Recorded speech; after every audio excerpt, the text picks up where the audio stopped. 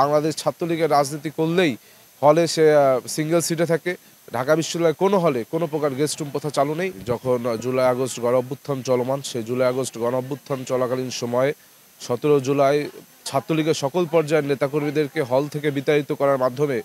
গণরুম এবং guest room প্রথার বিলুপ্ত ঘটেছে। অর্থাৎ এখন এই পর্যায়ে 5ই আগস্টের পরবর্তী সময়ে ঢাকা বিশ্ববিদ্যালয়ের কোনো হলে কোনো প্রকার গেস্ট রুম প্রথা চালু নেই এবং বাংলাদেশ জাতীয়তাবাদী ছাত্র দলের যারা নিয়মিত শিক্ষার্থী তারা প্রত্যেকটি হলে অবস্থান নিয়েছে এবং তাদের হলের স্বাভাবিক কার্যক্রম তারা পরিচালনা করছে এবং হলের শিক্ষার্থীদের সাথে যে আন্তঃসম্পর্ক উন্নয়ন, আত্মসম্পর্ক উন্নয়ন, সেইখান থেকে বাংলাদেশ জাতীয়তাবাদী ছাত্রদল ঢাকা বিশ্ববিদ্যালয়ের প্রতিটি হল পর্যায়ের নেতাকর্মী তাদের স্বীয় অবস্থান থেকে ভূমিকা রেখে চলেছে। একজন শিক্ষার্থী আমরা পূর্বে দেখেছি যে বাংলাদেশ ছাত্রলীগের রাজনীতি করলেই হলে সে সিঙ্গেল সিটে থাকে, হলে এক রুমে একজন থাকে। কিন্তু আপনি দেখবেন 5ই আগস্ট পরবর্তী সময় বাংলাদেশ জাতীয়তাবাদী ছাত্রদলের ঢাকা বিশ্ববিদ্যালয় শাখার যারা রানিং অর্থাৎ নিয়মিত শিক্ষার্থী আছে, যাদের হলে থাকার বৈধতা আছে, তারা কিন্তু প্রচলিত নিয়মকানুন মেনে তারা অ্যাপ্লিকেশনের মাধ্যমে হলে উঠে, ভাইবা দেওয়ার মাধ্যমে হলে উঠে, যদি এক রুমে 8 জন শিক্ষার্থী থাকে সেই 8 জন শিক্ষার্থীর একজন হয়ে বাংলাদেশ জাতীয়তাবাদী ছাত্রদলের একজন কর্মী সে তার হলে বসবাস করছে। আসলে ক্যাম্পাসে ডাকসু নির্বাচনের ধোঁয়াশা তুলে ক্যাম্পাসে বিভিন্ন অশুভ তৎপরতা আমরা পরিলক্ষিত করছি। সেখানে আমরা দেখছি যে প্রথম দিকে যারা এই জুলাই আগস্ট গণ অভ্যুত্থানে যারা সাধারণ জনগণের অংশীদারিত্বকে যারা বিভিন্ন ছাত্র সংগঠন সহ বিভিন্ন ক্রিয়াশীল যে রাজনৈতিক দলগুলো আছে তাদের অংশগ্রহণকে তুচ্ছতাচ্ছিল্য করে এক প্রকার নিজস্ব ঠিকাদারি গড়ে গেছে যে এই আন্দোলনটা তারাই করেছে, তাদের পক্ষ থেকে কিন্তু আমরা দেখছি বারবার বাংলাদেশের বিভিন্ন যে ক্রিয়াশীল ছাত্র সংগঠন, বিশেষ করে সবথেকে জনপ্রিয় ছাত্র সংগঠন বাংলাদেশ জাতীয়তাবাদী ছাত্রদলের বিপক্ষে বিভিন্ন ধরনের ষড়যন্ত্র চলমান রেখেছে। অর্থাৎ ডাকসু নির্বাচনের ধোঁয়াশা তুলে ঢাকা বিশ্ববিদ্যালয় ছাত্রদল যখন শিক্ষার্থীদের সাথে একটি ভালো সম্পর্ক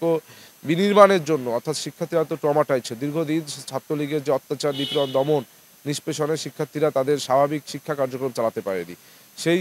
সেই পরবর্তী সময়ে বাংলাদেশ জাতীয়তাবাদী ছাত্রদল শিক্ষার্থীদের পাশে তাদের নির্ভরতা এবং আস্থার জায়গা তৈরির কাজ যখন চলমান রেখেছে, ঠিক সেই সময় ছাত্রদলকে বিভিন্নভাবে ছাত্রদলের বিরুদ্ধে বিভিন্ন ধরনের গুজব রটিয়ে সাধারণ শিক্ষার্থীদেরকে আবেগকে ব্যবহার করে এক ধরনের অস্থিতিশীলতা তৈরির চেষ্টায় তারা সবসময় লিপ্ত ছিল, এখনও আছে। তবে একটি আশার আলো যে গতকালকে আমরা দেখেছি যে ঢাকা বিশ্ববিদ্যালয়ের এফ রহমান হলে নাকি ঢাকা বিশ্ববিদ্যালয়ের ছাত্রদলের গুটি কয়েক নেতাকর্মী গেস্ট রুম নিয়েছে। কিন্তু আমরা দেখেছি যে ওই ভিডিওতে বা যে অডিওটি ভাইরাল হয়েছে সেখানে কোনো প্রকার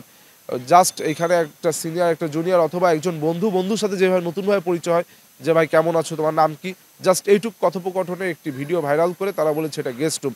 এবং এই ভিডিওটি ভাইরাল করেই তার 1 মিনিটের ব্যবধানে কেন্দ্রীয় সমন্বয়ক আমি দেখেছি মাহিন সরকার, তিনি লিখেছেন আজ সন্ধ্যা 7টায় আমরা ঢাকা বিশ্ববিদ্যালয়ে মিছিল করব, গেস্ট রুম প্রথার বিরুদ্ধে মিছিল করব। আসলে গেস্ট রুমে তো কিছুই হয়নি। সেখানে আপনি এই যে মবক্রেসি, এই মবক্রেসিকে বিভিন্নভাবে বিভিন্ন সময় যে মবক্রেসিকে উস্কিয়ে দিয়ে সাধারণ শিক্ষার্থীদেরকে নিয়ে ক্যাম্পাসকে অস্থিতিশীল করার যে পায় তারা, কিন্তু আমরা গতকাল দেখেছি যে তার সেই ডাকে কিন্তু মাত্র 20-25 জন শিক্ষার্থী, তার বেশি হবে না, 20-25 জন শিক্ষার্থী মিছিলে অংশগ্রহণ করেছিল, যে ভিডিওটি আপনারা দেখলেও দেখতে পারবেন। যারা করেছে এখানে 20-25 জন ছিল সবাই নিশ্চয়ই তারা ঢাকা বিশ্ববিদ্যালয়ের শিক্ষার্থী। তবে যারা নেতৃত্ব দিচ্ছে এরা হলো তারা যারা 71-এর পরাজিত শক্তি, যারা 24 যদি সফল না হতো তারা ছাত্রলীগের বেশে এখন হলগুলোতে অবস্থান নিয়ে ছাত্রলীগের বিভিন্ন কর্মকাণ্ড পরিচালনা করতো, এরা তারা, যার জন্য এরা এই 24 পরবর্তী সময় একক ঠিকাদারি হিসেবে নিজেদেরকে পরিচয় দান করছে এবং বিভিন্ন সময় বিভিন্ন গোয়েন্দা সংস্থার ফাঁদে পা দিয়ে ক্যাম্পাসকে অস্থিতিশীল করার পায় তারা। যখন ক্যাম্পাসে ঐক্যের সময়, যখন বিভিন্ন ক্রিয়াশীল ছাত্র সংগঠন এবং সাধারণ শিক্ষার্থীরা এই সংকটময় সময় ঐক্যবদ্ধ হয়ে থাকবে, সেই ঐক্যের চির ধরাতে এই গুটি কয়েক নেতৃবৃন্দ যারা সমন্বয়ক পরিচয় দিচ্ছে তারা ক্যাম্পাসকে অস্থিতিশীল করার পায়তারা করছে। ছাত্রদলের জনপ্রিয়তাকে ভাঙার জন্য তো বটেই, এবং সাথে সাথে ক্যাম্পাসে যে একটি ঐক্যবদ্ধতা, একটি সকল ক্রিয়াশীল ছাত্র সংগঠন এবং দেশপ্রেমিক সাধারণ শিক্ষার্থীদের মাঝে যে একটি মেলবন্ধন, এই মেলবন্ধন যেন তৈরি না হয়, অর্থাৎ অস্থিতিশীল করার একটি চক্রান্তে তারা লিপ্ত হয়েছে, যেখানে বিভিন্ন গোয়েন্দা সংস্থার ফাঁদও রয়েছে।